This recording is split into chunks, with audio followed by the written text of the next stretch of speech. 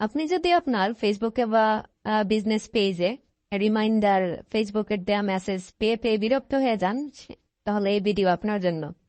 চলেন আজকে আমি দেখাবো হচ্ছে আপনাদের এই রিমাইন্ডার বিরক্তিকর মেসেজ এভাবে অফ করা যায়। আর আসলে ফার্স্ট অফ অল জানি যে রিমাইন্ডার মেসেজটা কি। এটা হচ্ছে একটা নোটিফিকেশন, আসলে মেসেজ না।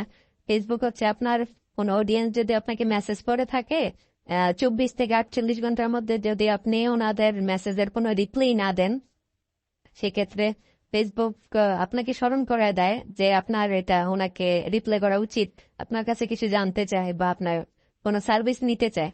কিন্তু আপনার টার্গেটের বাইরে যদি অডিয়েন্স গুলা হয় মেসেজ গুলা, সেক্ষেত্রে আপনি যদি ইউ ডোন্ট কেয়ার, দেন সেই রিমাইন্ড যে মেসেজ গুলো এগুলো অফ করতে পারবেন চাইলে, যে সহজভাবে।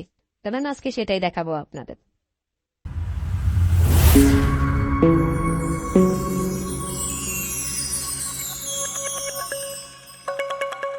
ওকে, ফার্স্ট অফ অল আপনি আপনার পেজে চলে যাবেন, যে পেজে আপনি অফ করতে চান এই রিমাইন্ড মেসেজ গুলা, ফেসবুকের অনাকাঙ্ক্ষিত মেসেজ গুলা। ফার্স্ট অফ অল সেটিংসে যাবেন, পেজের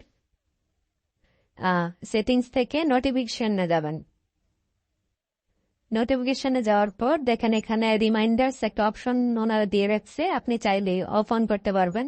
রিমাইন্ডার অপশনে যাবেন, এখানে অপশনে আসার পর এই যে ওনারা যে টগল বাটনটা দিয়ে রাখছে, এটা জাস্ট অফ অন করলেই আপনার রিমাইন্ডার মেসেজ আর আসবে না অফ করে দিলে।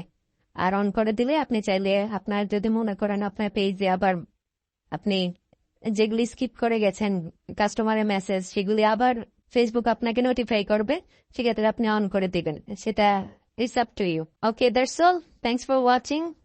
সাবস্ক্রাইব।